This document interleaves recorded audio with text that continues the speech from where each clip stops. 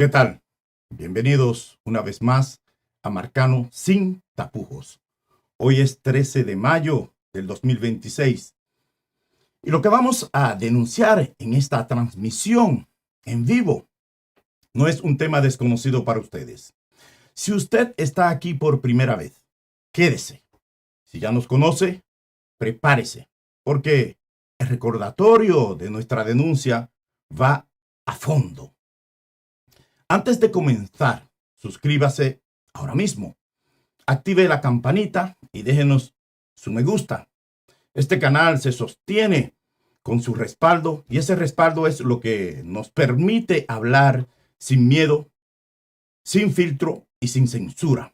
Yo soy Edgar Marcano y esto es lo que vamos a tratar hoy. Miren, hace 2 años, el 18 de abril del 2024, desde este mismo espacio, formulamos una denuncia pública acompañada de una serie de preguntas concretas.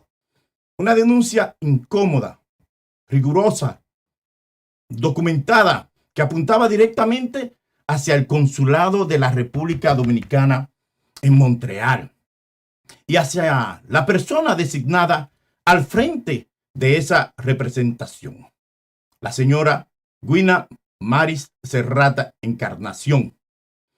Aquel día formulamos preguntas concretas, pedimos explicaciones concretas, adelantamos antecedentes que cualquier servicio diplomático serio del mundo habría considerado, como mínimo, dignos de revisión inmediata. Y le advertimos al país, a la diáspora dominicana en Canadá, en todo Canadá, en Quebec, y a las propias autoridades canadienses, que aquí había algo que no encajaba. Han pasado 24 meses, 2 primaveras, 2 veranos, 2 otoños, 2 inviernos enteros. Y la respuesta institucional, tanto desde el Palacio Nacional como desde la Cancillería de la República, ha sido exactamente la misma. Silencio. Pero le voy a advertir algo que no todo el mundo se atreve a formular en términos directos. El silencio, cuando se prolonga durante 2 años frente a una denuncia pública sostenida, deja de ser silencio. Se convierte en una respuesta. Y la respuesta es esta. La señora Serrata Encarnación continúa hoy, mientras le hablo, al frente del Consulado Dominicano en Montreal. Y es la razón que nos motiva retornar a hablar del tema. El presidente Luis Abinader la mantiene en su puesto. Y esa decisión sostenida deliberadamente durante 2 años ya no es una omisión administrativa. Es una postura política consciente.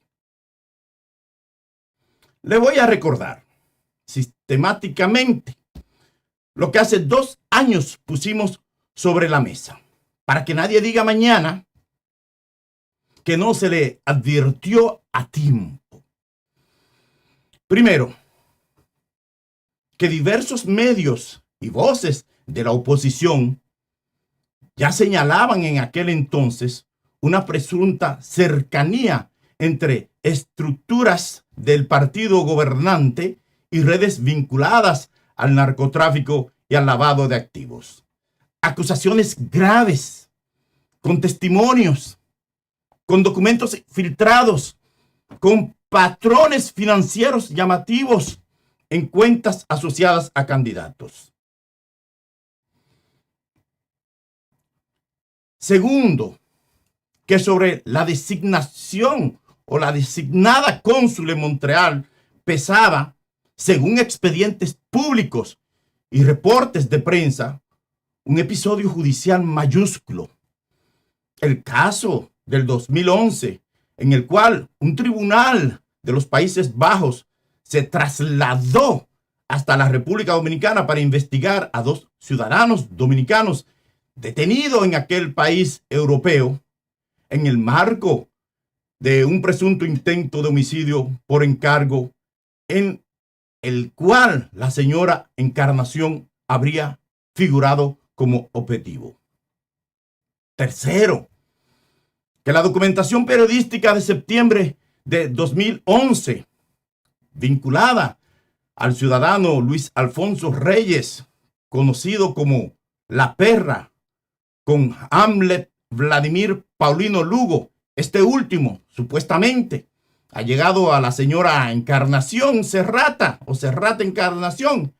Es sobrino directo del confeso narcotraficante Quirino Ernesto Paulino Castillo, alias El Don. Y cuarto, lo más grave, que las preguntas formuladas públicamente en su momento nunca recibieron respuesta alguna, ni por parte de la Cancillería de la República Dominicana, ni de la presidencia, ni de la propia funcionaria, la señora Serrata Encarnación, a pesar de nosotros haberle puesto a disposición este espacio para que se explique. Y aquí, antes de seguir, tengo que hacer una pausa editorial obligatoria, porque sería una negligencia profesional de mi parte presentarle el caso del Consulado de Montreal como un episodio aislado, como un tropiezo administrativo puntual, como una excepción dentro de un sistema que en lo demás funcionaría impecablemente. No, señoras y señores. Y se lo digo con el peso de las evidencias documentales sobre la mesa.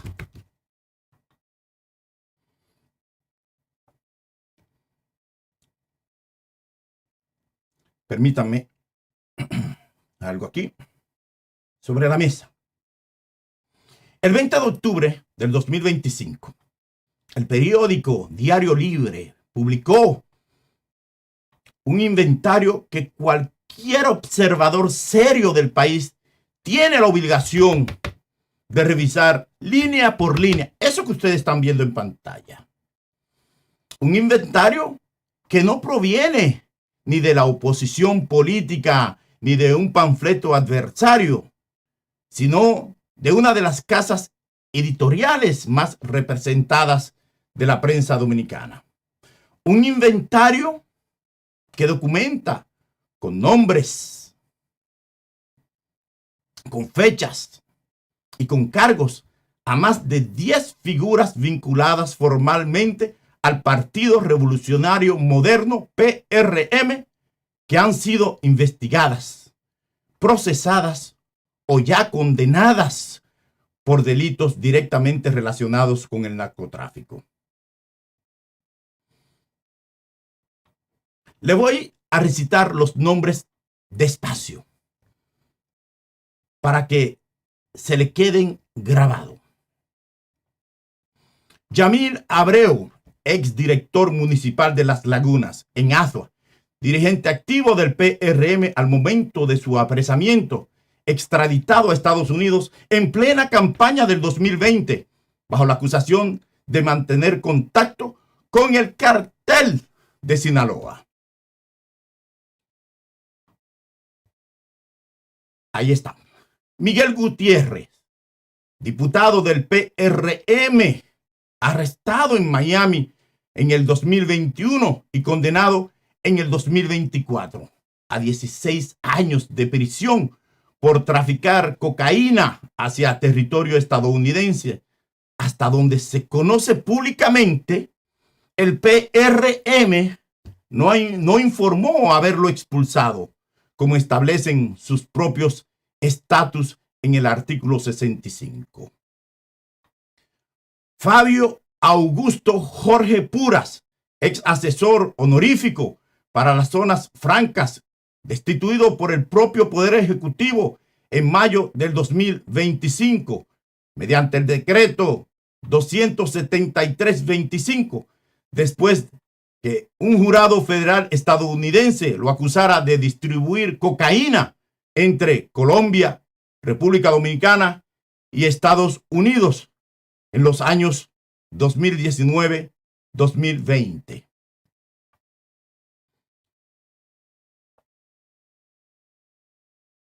Gaspar Antonio Polanco Virella, exdirector de Servicios Públicos de la Alcaldía del Distrito Nacional, acusado también por las autoridades estadounidenses de integrar una red internacional de narcotráfico, a tal punto que en octubre del 2025 viajó a Miami para entregarse voluntariamente. Erickson Herrera Silvestre, regidor del PRM por el Distrito Nacional, que se entregó en mayo del 2025 a las autoridades de Estados Unidos, las cuales lo señalan como integrante de una red internacional de tráfico de cocaína. Solo entonces, en septiembre del 2025, fue finalmente suspendido por el Consejo de Regidores. Rosa Pilarte, exdiputada por Santiago, esposa de Miguel Arturo Miki López, también vinculado al crimen organizado, condenada a 5 años de prisión por narcotráfico. Juan Maldonado y Faustina Guerrero Cabrera, matrimonio de El Ceibo, señalados en el 2021 dentro de la Operación Falcón, lanzada contra una presunta red de lavado de activos vinculada al narcotráfico. Y aquí presten atención a este punto. Maldonado fue suspendido de la Dirección General Comunidad Digna, pero su esposa, amparada en la inmunidad parlamentaria, se mantuvo en el cargo. No fue apartada por el partido PRM y volvió a ganar su curul para el periodo 2024-2028. El caso sigue hasta hoy abierto en los tribunales de Santiago. Y al final tenemos a Nelson Marmolejos Gil, diputado por Santiago, con un proceso abierto en la Suprema Corte de Justicia, el cual el PRM le permitió competir nuevamente, a pesar de todo lo que sabían ellos de él, y que hoy continúa ocupando su escaño legislativo para el periodo 2028, perdón. Le sonó largo el listado. Pues le confieso una cosa, a mí también. Y eso es exactamente lo que tenemos que discutir. Cuando un partido político tiene a un diputado extraditado y preso, a otro diputado con proceso abierto en la Suprema Corte, a una exdiputada condenada, a un exasesor presidencial removido por decreto, a un exdirector municipal extraditado, a un regidor entregado en Miami, a un exdirector de servicios públicos también entregado, y a un matrimonio de operadores territoriales bajo investigación judicial.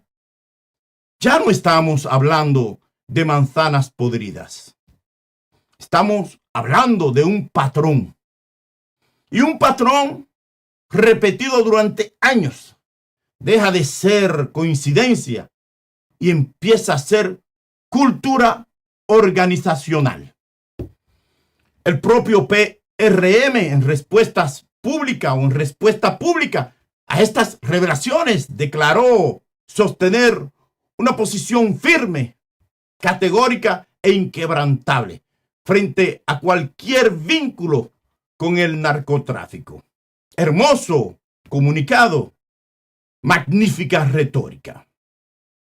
Pero los estatutos no se escriben para enmarcarlos en la pared.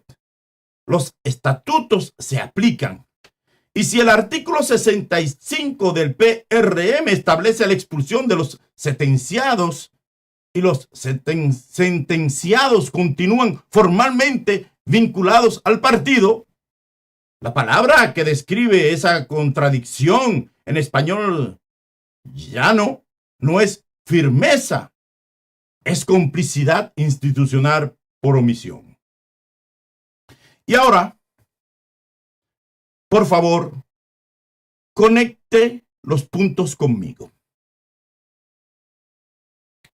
Si en el plano nacional un partido permite que personas con esos antecedentes ocupen escaños legislativos, alcaldías, direcciones generales y regidurías, ¿qué nivel de cuidado razonable puede esperarse en el plano de las designaciones diplomáticas en el exterior?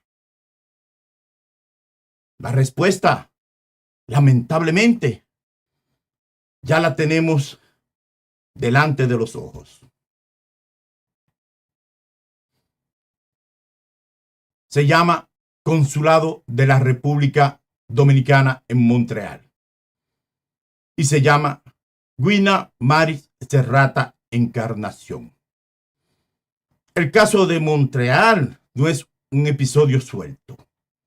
Es la consecuencia lógica, predecible, casi inevitable de un esquema de selección política donde el filtro ético dejó de operar hace tiempo, donde los antecedentes incómodos se entierran, donde las preguntas se ignoran, donde el silencio sustituye a la rendición de cuentas y donde la lealtad partidaria aparentemente pesa más que cualquier consideración de seguridad nacional o de imagen país.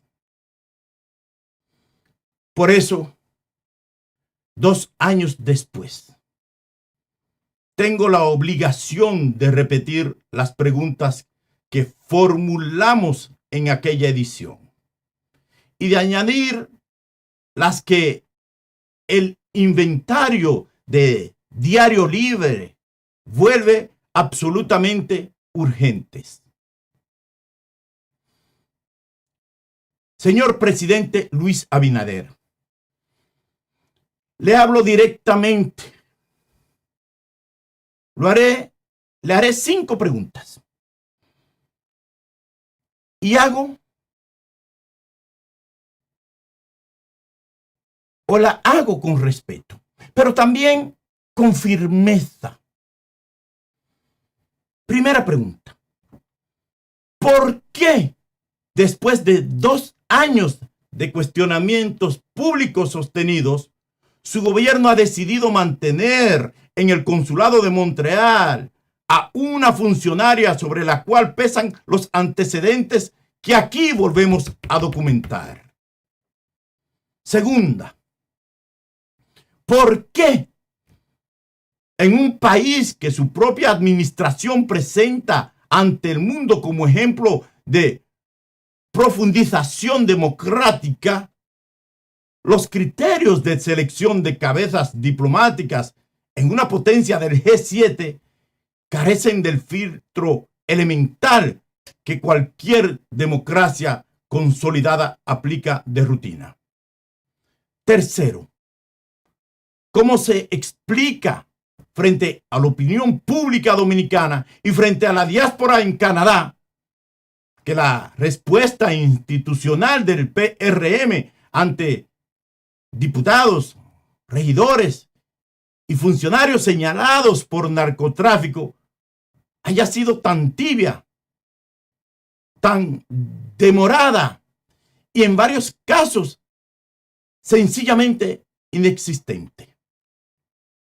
Y la cuarta y quinta pregunta: ¿Quién dentro de su entorno cercano está protegiendo institucionalmente la designación de Montreal. ¿A quién le incomodaría que la señora Serrat Encarnación fuera removida y reemplazada por una persona limpia, preparada y sin antecedentes cuestionables? Esas preguntas, señor presidente, le pertenecen a usted. Y su silencio, se lo repito, es una respuesta. Y permítame, en ese punto, repetir el ejercicio que hace 2 años abrió tantos ojos, pero hoy con un peso narrativo distinto, porque ya no le hablo de un nombramiento aislado, le hablo del último eslabón visible de una cadena. Imagínense, señoras y señores, el escándalo internacional que se desataría si la actual alcaldesa de Montreal, Soraya Martínez Ferrada, latinoamericana ella misma, primera mujer de origen latinoamericano en gobernar esta ciudad, terminara fotografiada en una recepción protocolar junto al ex amante de Pablo Escobar y uno de sus hijos. Imagínense al primer ministro de Canadá, Mark Carney, posando al lado de un familiar directo del Chapo Guzmán. Imagínense a la nueva primera ministra de Quebec, Christine Fréchette, recibiendo en un acto oficial a alguien con semejantes antecedentes. ¿Se imaginan los titulares en La Price, en Le Devoir, en CBC, en Radio Canadá? ¿Se imagina las preguntas en el Parlamento de Ottawa? ¿Se imagina la onda expansiva diplomática que correría el continente entero? Pues bien, en proporción institucional, el riesgo es exactamente el mismo. Y la responsabilidad también. La única diferencia es que en este caso concreto, el escándalo no se ha producido todavía porque los protocolos canadienses simplemente no se han activado a tiempo. Pero un día, alguien en algún despacho de la Real Policía Montada, en alguna mesa del Servicio Canadiense de Inteligencia de Seguridad, va a abrir el expediente. Eso se lo aseguro. Y cuando ese día llegue, el costo diplomático no lo va a pagar la funcionaria designada. Lo va a pagar la República Dominicana entera. Por eso, 2 años después, le repito a la diáspora dominicana en Quebec, en Ontario, en Alberta, en Columbia Británica, en cada provincia canadiense donde late un corazón nacional, lo siguiente. Esta no es una pelea ideológica, no es una postura partidista, no es un capricho periodístico, es un asunto de soberanía, de dignidad institucional y de defensa del nombre dominicano en el extranjero. Comparta esta edición, compártala con su diputada o diputado federal de circunscripción, o los diputados o diputada provincial. Háganla llegar a los medios canadienses. Remítala al Parlamento en Ottawa. Envíele a la Real Policía Montada de Canadá. Hágala llegar al Servicio Canadiense de Inteligencia de Seguridad. Y por encima de todo, hágala llegar al Ministerio de Relaciones Exteriores de la República Dominicana y al Palacio Nacional en Santo Domingo. Yo personalmente, hace 2 años dije que no podía dirigirme con el tratamiento de honorable ni con el de excelencia a una funcionaria sobre la cual pesan las dudas que aquí he documentado. Hoy, después de 24 meses de silencio oficial, lo reafirmo con mayor convicción. Esos títulos no son adornos, son reconocimientos institucionales que la persona que los recibe tiene la obligación moral de honrar antes de portarlos. Y mientras esas dudas no se aclaren públicamente, esos títulos no se le pueden conceder. Y termino con una idea que quiero que se le quede grabada, especialmente al señor presidente Luis Abinader, si esta edición llega a su despacho. Cuando un mandatario decide mantener durante 2 años a una funcionaria diplomática frente a denuncias públicas sostenidas, sin formular una sola explicación, sin convocar una sola investigación, sin emitir una sola desmentida verificable, ese mandatario deja de proteger a la funcionaria. Empieza a comprometerse a sí mismo. Empieza a comprometer a su gobierno. Y lo más grave, empieza a comprometer la imagen exterior de la nación que juró defender. Y cuando, además, el partido de ese mandatario acumula diputados presos, exdiputadas condenadas, exfuncionarios y parlamentarios extraditados, regidores entregados en Miami y procesos pendientes en la Corte Suprema, todos vinculados al mismo fenómeno, ya no estamos discutiendo un caso aislado, estamos discutiendo una cultura. Y las culturas, señor presidente, no se desmontan con comunicados, se desmontan con decisiones. Y la primera de esas decisiones, urgente, impostergable, debería tomar forma hoy mismo en una orden ejecutiva que deje vacante el consulado de la República Dominicana en Montreal hasta que se pueda nombrar a alguien verdaderamente digno de portar la bandera nacional en esta ciudad. Aquí vamos a seguir formulando estas preguntas una por una, sin pausa. 24 meses después no nos cansaron, no nos cansaron. Y otros 24 tampoco nos van a cansar.